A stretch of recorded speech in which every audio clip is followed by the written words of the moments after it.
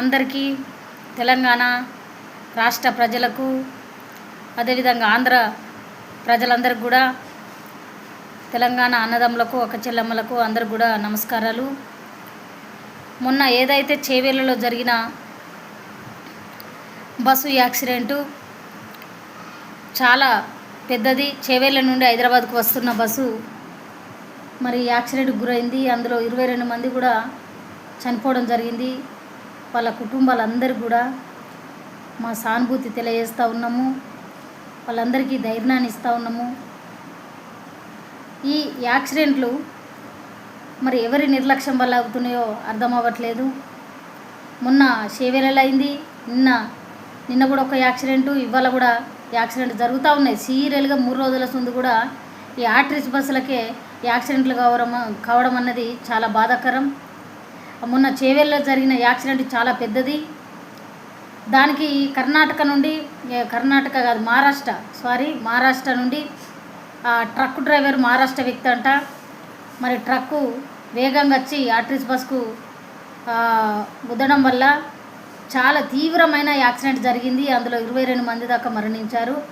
మరి అక్కడ ఏదైతే మహారాష్ట్రనో కర్ణాటక నుండి వచ్చిన డ్రైవర్ ఎవరైతే ఉన్నారో మరి ఆ డ్రైవర్కు ప్రైవేటు వెహికల్ నడుపుతూ ఉన్నాడు. కాబట్టి ఈ ప్రైవేటు వెహికల్ నడిపే అటువంటి వాళ్ళు ఎందరైతే ఉన్నారో ఈ రాష్ట్రంలో తెలంగాణలో కానీ ఆంధ్రలో కానీ వాళ్ళందరినీ కూడా లైసెన్స్ ఇచ్చే ముందు ఈ గవర్నమెంట్ వాళ్ళు ప్రైవేట్ సంస్థల వాళ్ళు లైసెన్సులు ఇచ్చే ముందు కొంచెం బాగా వాళ్ళను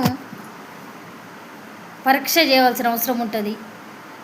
ఏదో వచ్చిరాని డ్రైవింగ్ తోటి కూడా చాలామందికి డ్రైవింగ్ లైసెన్స్ ఇవ్వడం వల్ల వీళ్ళు ఇలాంటి ట్రక్కులో ట్రాక్టర్లో లేకుంటే లారీలో నడుపుతూ చాలా మందిని యాక్సిడెంట్లు చేస్తూ ఉన్నారు.